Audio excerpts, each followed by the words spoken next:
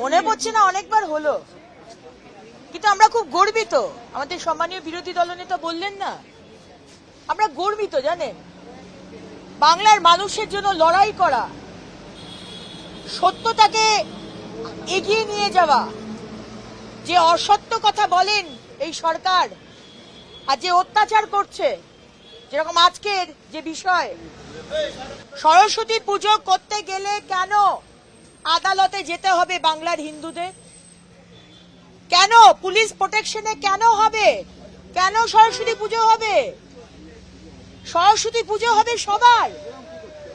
ছোট ছোট ছেলে মেয়েরা শাড়ি পরে হাতে খড়ি দেবে, শাঁখ বাজবে, প্রসাদ খাওয়া হবে, পুলিশ দাঁড়িয়ে থাকবে, আর সরস্বতী পুজো হবে? বাংলাদেশে সেনা দাঁড় করিয়ে পুজো করছে, আর পশ্চিমবঙ্গে পুলিশ দাঁড়িয়ে সরস্বতী পুজো হবে? আর মমতা ব্যানার্জির কোনো স্টেটমেন্ট নেই? তা তো চলতে পারে না। তাই জন্য বলেছি বলে আমাদেরকে সাসপেন্ড করা হয়েছে। মাননীয় অধ্যক্ষ মহোদয়, আবার যদি হয় আবার বলবো, আবার আপনি সাসপেন্ড করুন। দেখি 2026 অবধি আপনি কতবার আমাদেরকে সাসপেন্ড করেন।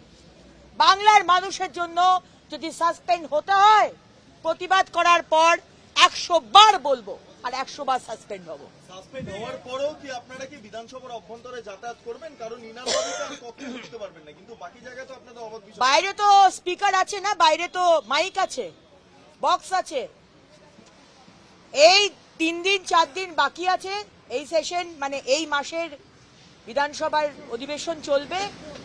বাইরে বসে থাকবো, বাইরে বসে কি কি মিথ্যা কথা বলছেন বাজেট নিয়ে সেগুলো শুনবো, আর তারপর আপনাদের সামনে এসে তার প্রতিবাদ করব। কোথাও পালিয়ে যাব না, কোনো দোষ করিনি। মানুষের জন্য কথা বলেছি, অধিকারের জন্য কথা বলেছি, 100 বার বলবো। তিনি 2005 সালে লোকসভায় অনুপ্রবেশ এবং ভোটার তালিকা সংশোধন ইস্যুতে এই মমতা বন্দ্যোপাধ্যায় সেখানে কিন্তু কাগজ ছুঁড়েছিলেন স্পিকারকে লক্ষ্য করে। তখন তো এরকম ভূমিকা নেওয়া হয়নি, যেভাবে 4 জন বিধায়ককে সাসপেন্ড করা হলো। আমাদের মুখ্যমন্ত্রী যখন পার্লামেন্টে স্পিকার মহোদয়, চেয়ারম্যান, রাজ্যসভায় চেয়ারম্যানের মুখে কাগজ ছুঁড়ে মেরেছিলেন, তখন কি সেটা কি সাসপেন্ড হয়েছিলেন নাকি ভালো কাজ করেছিলেন? যখন মুখ্যমন্ত্রী মমতা বন্দ্যোপাধ্যায় দলবল নিয়ে এসে আমাদের বিধানসভার ভেতরকার সমস্ত অ্যান্টিক ফার্নিচার, আসবাবপত্র ভাঙচুর করেছিলেন, সেটা কি ঠিক করেছিলেন স্পিকার মহোদয়? আপনি শেখাচ্ছেন বিরোধী দলনেতাকে যে কাগজ ছুঁড়েছেন, কাগজ ছিঁড়েছেন। যে বিজনেস কাগজে লেখা থাকে সেই কাগজ ছেঁড়া হয়েছে, উনি বলছেন মানুষের টাকায় এই কাগজ হয়েছে। আরে কাগজ করছেন কেন? একটা কাগজ প্রিন্ট করতে গেলে একটা গাছ কাটতে হয়।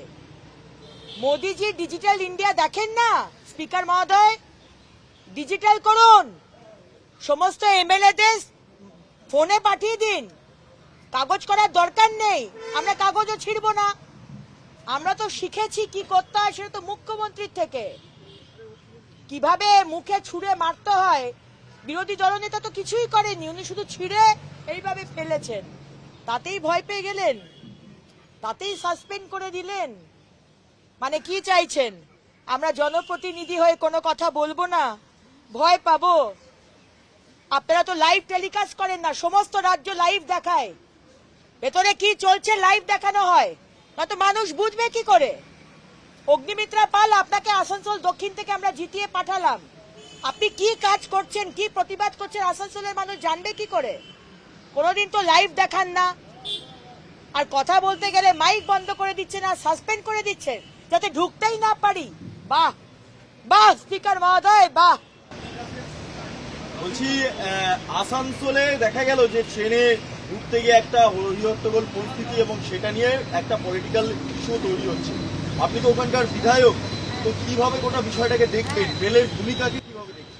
রেলকে বলা হয়েছে, রেলের ডিআরএম এবং সেখানকার আধিকারিককে আমি জানিয়েছি, গতকাল যে ঘটনাটা ঘটেছে প্রচন্ড ভিড় হয়ে গেছিল, সেটাকে আরো গুরুত্বপূর্ণ এতে দেখার।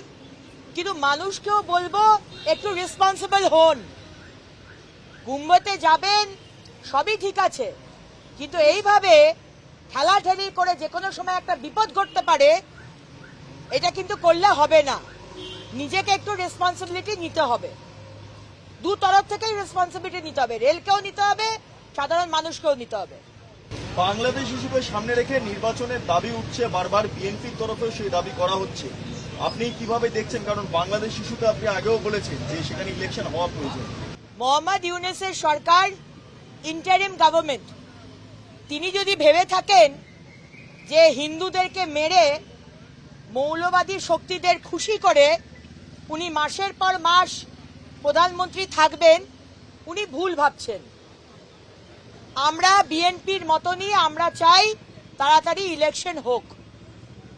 বাংলাদেশের মানুষ ইলেকশনে যাকে ভোট দেবে, যাকে জিতিয়ে আনবে, সে সরকার গড়বে। আর তাছাড়া ট্রাম্প গভর্নমেন্ট অলরেডি বলে দিয়েছেন সবার সামনে, সেটা কোনোদিন অভূতপূর্ব, কোনোদিন আমরা দেখিনি, যে যশস্বী প্রধানমন্ত্রী নরেন্দ্র মোদীজি, আমি ওনাকে দায়িত্ব দিয়ে দিয়েছি পুরো এই বাংলাদেশের ইস্যু দেখার জন্য। এটা হচ্ছে মোদি ম্যাজিক, এটা হচ্ছে মোদি হ্যাঁ তো মুমকিন হ্যায়।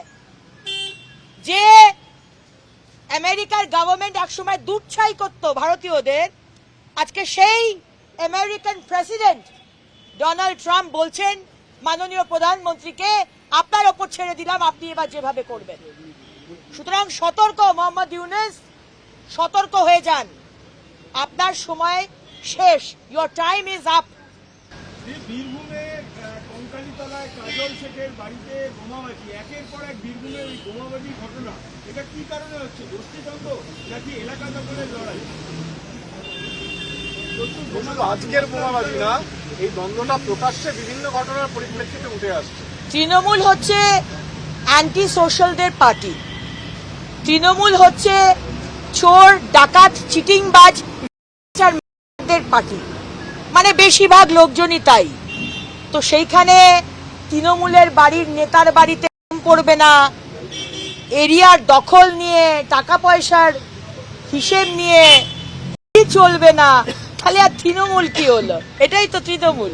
বলছে যে ভাঙড়ের আইএসএফ বিধায়ক, তিনি অভিযোগ করছেন যে জীবনতলার অস্ত্রকাণ্ডে গ্রেপ্তার যারা হয়েছেন তারা প্রত্যেকে তৃণমূল বিধায়ক শওকত মোল্লার ঘনিষ্ঠ। এ বিষয়ে বলতে পারবো না, উনি ওখানকার বিধায়ক, উনি বলতে পারবেন। কিন্তু সেখানে তৃণমূলের বিধায়ক শওকত মোল্লা, আরাবুল এবং আমাদের আইএসএফ এর যিনি আছেন নওশাদ ভাই, ওই এরিয়াতে বারবার আমরা দেখছি একটা ল অ্যান্ড অর্ডার প্রবলেম। আরে ভাঙড়ে তো শুধু ক্রিমিনালরা থাকে না, সেখানে তো সাধারণ মানুষও থাকে, সাধারণ হিন্দুরা, সাধারণ মধ্যবিত্ত মুসলমানরা, তারাও তো থাকে। তাদের জীবন নিয়ে তো ছিনিমিনি খেলা হচ্ছে।